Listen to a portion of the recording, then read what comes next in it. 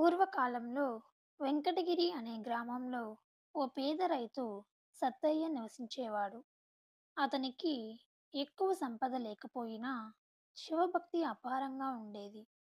ప్రతిరోజు నదిలో స్నానం చేసి ఒక చిన్న శివలింగానికి పూజ చేసి ఓం నమ శివాయ అంటూ జపం చేసేవాడు.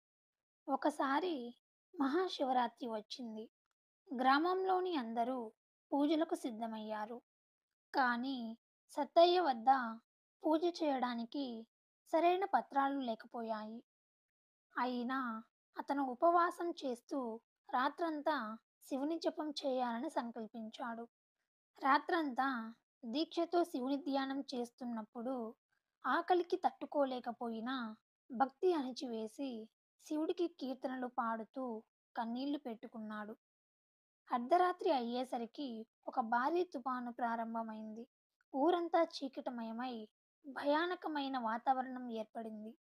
ఆ సమయంలో ఒక భయంకరమైన రాక్షసుడు వచ్చి గ్రామాన్ని నాశనం చేయాలని బయలుదేరాడు. సత్తయ్య తన భక్తితో, ప్రభు, నాకు భయం లేదు, మీరు నన్ను రక్షిస్తారు అని చెప్పాడు. ఆ మాట వినగానే శివుడు ప్రత్యక్షమై తన త్రిశూలంతో రాక్షసుడిని సంహరించాడు. శివుడు సత్తయ్యను ఆశీర్వదిస్తూ, నీ భక్తి నాకు ఆనందం కలిగించింది. నీ ఊరంతా సుభిక్షంగా ఉంటుందని, నీ పేరు శాశ్వతంగా గుర్తుండిపోతుందని వరమిస్తున్నాను అన్నాడు.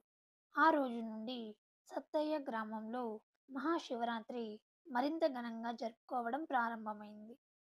ఈ కథలో నీతి ఏమిటంటే, సంపద కంటే భక్తి గొప్పది.